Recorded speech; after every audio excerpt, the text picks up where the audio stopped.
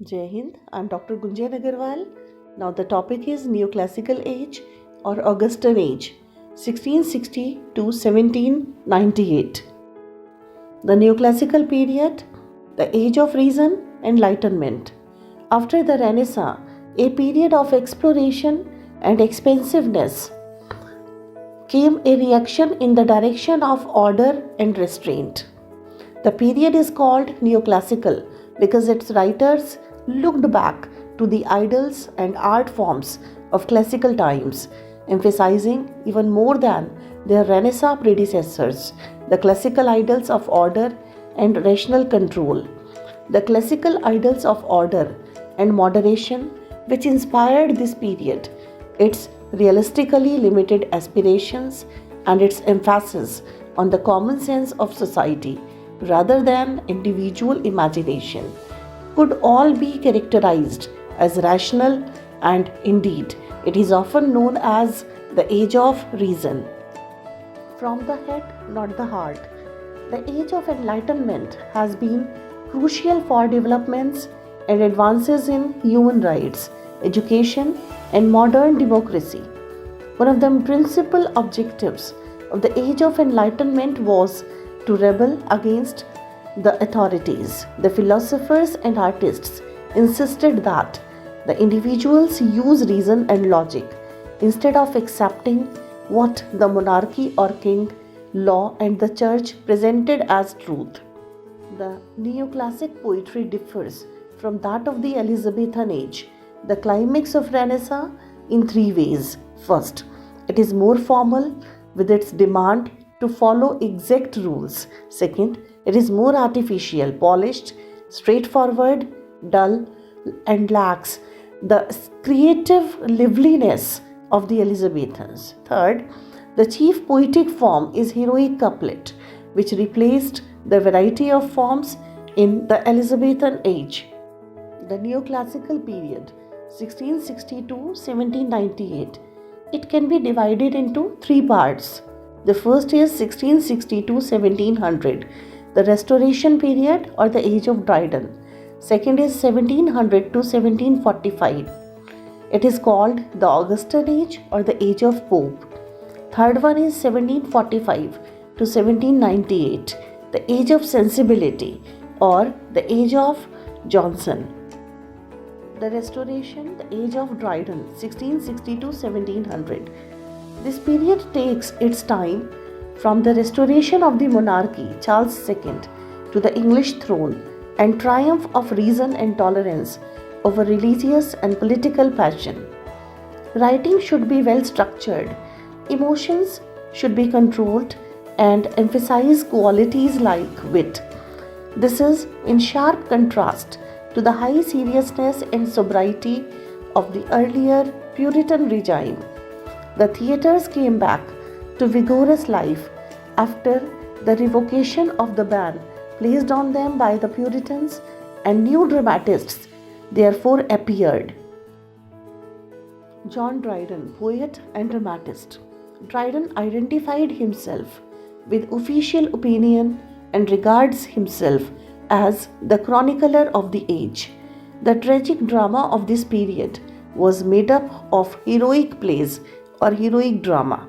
Heroic plays, men are splendidly brave, the women wonderfully beautiful, there is a lot of shouting and a good deal of nonsense. The plays are written in heroic couplets using satire. So these are the qualities of heroic plays. John Dryden, literary critic. The first great age of English literary criticism. Dryden's philosophy is clearly stated in the essay on satire. The purpose of literature is to give a picture of truth and imitate nature in the manner of the ancient Greeks and Romans. Literature must satisfy the reason.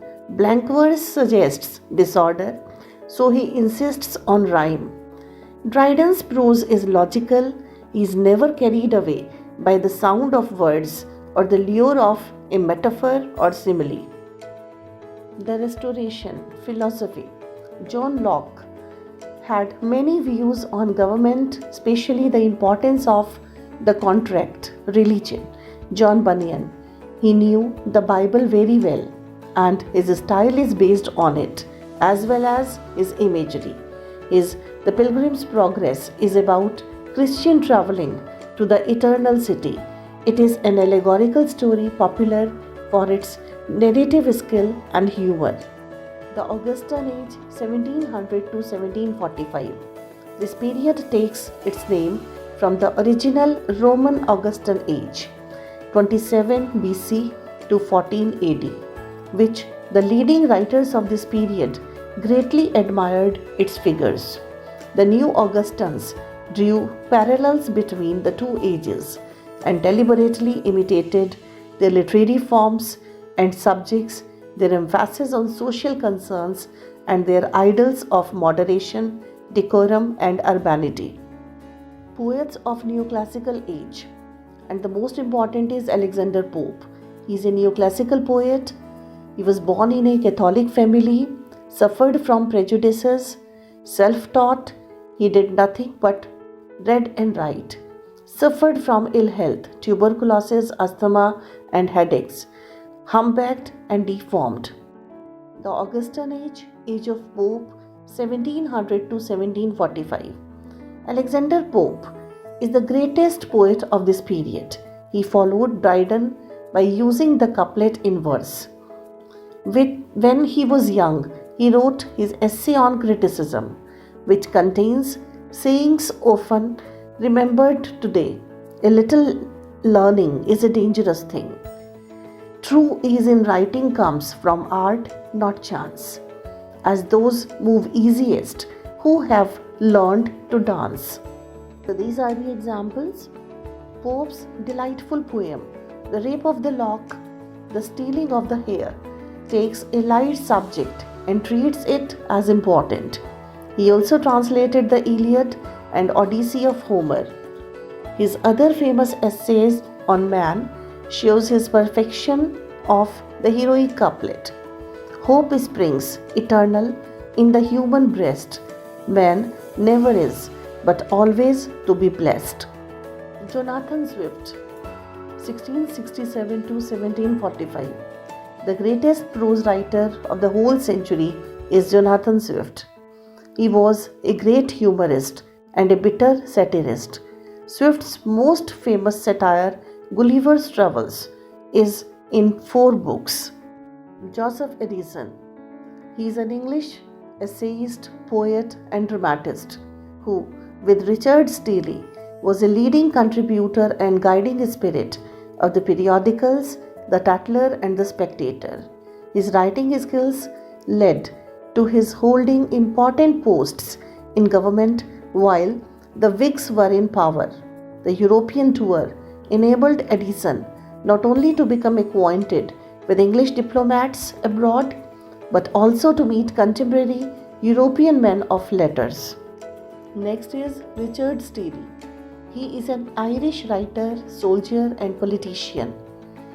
Educated at Charterhouse and Merton College, Oxford, Steele entered the army, rising to the rank of captain before turning to writing plays. Appointed gazetteer in 1707, a post he held until 1710, Steele embarked on a hugely successful journalistic career, assisted by Addison in The Tatler and then the enormously popular Spectator. He was elected MP for Stockbridge in 1713 and recruited by the Whigs to head their propaganda campaign against the Harley administration. Steele responded with papers like The Guardian and The Englishman, as well as The Crisis, the bombastic pamphlet for which he was expelled the House in March 1714. He was appointed supervisor of Drury Lane Theatre. He continued to publish pamphlets, periodicals, and had a success with his sentimental comedy, The Conscious Lovers. So this is something about the writers in part 2. If you have any query, you may contact us by sending email. Our email ID has been given on the screen. Thank you very much. Jai Hind.